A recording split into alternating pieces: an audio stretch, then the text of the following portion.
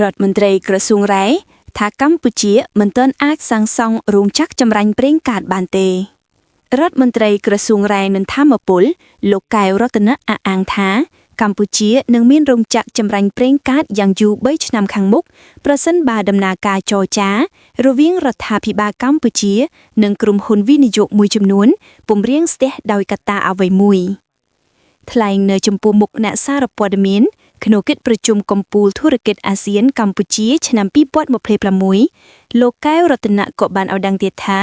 រដ្ឋាភិបាលកម្ពុជាបានចរចាជាមួយក្រុមវិនិយោគបើករោងចក្រចម្រាញ់ប្រេងកាតរយៈពេលជាង5ខែមកហើយតែបញ្ហានៅត្រង់ថាកម្ពុជាមានកម្រិតសេដ្ឋកិច្ចតូចរោងចក្រចម្រាញ់ប្រេងកាតពុំមែននឹកឃើញអាចធ្វើបានភ្លាមនោះទេនេះជាការលើកឡើងរបស់លោកកែវរតនៈរដ្ឋមន្ត្រីក្រសួងរ៉ែនិងធម្មពលទៅកាន់អ្នកសារព័ត៌មានក្រោយមានការចោទសួរអំពីនិរន្តរភាពប្រេងនៅកម្ពុជាអំឡុងពេលមានវិបត្តិកង្វះប្រេងនៅលើសកលលោកកែវរតនៈបញ្ជាក់ថាកម្ពុជាមានប្រេងបម្រុងទុកប៉ុន្តែកម្ពុជាពុំទាន់មានសមត្ថភាពស្តុកទុកប្រេងឆៅដើម្បីយកមកកែច្នៃនៅឡើយទេតែទោះយ៉ាងណារដ្ឋមន្ត្រីរូបនេះបានឲ្យដឹងថាបច្ចុប្បន្នរដ្ឋាភិបាលកម្ពុជាកំពុងជជែកពិភាក្សា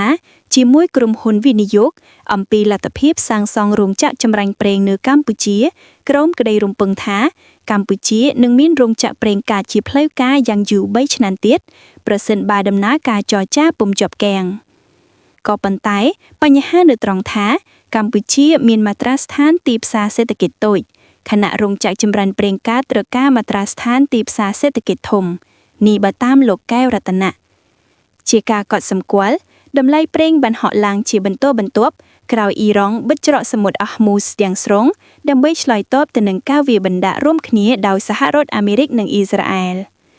នៅកម្ពុជាតម្លៃប្រេងបានហក់ឡើងខ្លះដែរនៅប៉ុន្មានថ្ងៃចុងក្រោយនេះដោយគិតត្រឹមថ្ងៃទី5មីនានេះស្ថានីយ៍ប្រេងឥន្ធនៈធំៗនៅកម្ពុជាបានកំណត់តម្លៃលក់នៅទីផ្សារសម្រាប់ប្រេងម៉ាស៊ូតតម្លៃ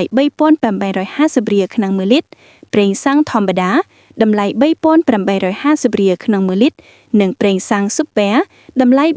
4700រៀលក្នុង1លីត្រមន្ត្រីក្រសួងពាណិជ្ជកម្មបានអះអាងថាប្រសិនបើការនាំចូលប្រេងមកកម្ពុជាត្រូវបានបិទកម្ពុជាមានប្រេងបម្រុងក្នុងស្តុកសម្រាប់ប្រើប្រាស់បានរយៈពេល1ខែ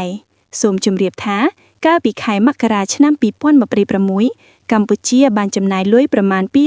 $219.5 លានអាមេរិកដើម្បីទិញនាំចូលទំនិញយុទ្ធសាស្ត្រដូចជាប្រេងម៉ាស៊ូតប្រេងសាំនិងហ្គាសពីក្រៅប្រទេសបើយោងតាមរបាយការណ៍របស់ក្រសួងពាណិជ្ជកម្មកម្ពុជាបានចំណាយថវិកាប្រមាណ$133.1 លានដើម្បីទិញប្រេងម៉ាស៊ូតនិងប្រមាណ$55.5 លានសម្រាប់ទិញប្រេងសាំងនិង$7.1 លានសម្រាប់ទិញហ្គាសដោយអ្នកនាំពាក្យតាមเพจសង្គមព្រឹត្តិការណ៍ Social Events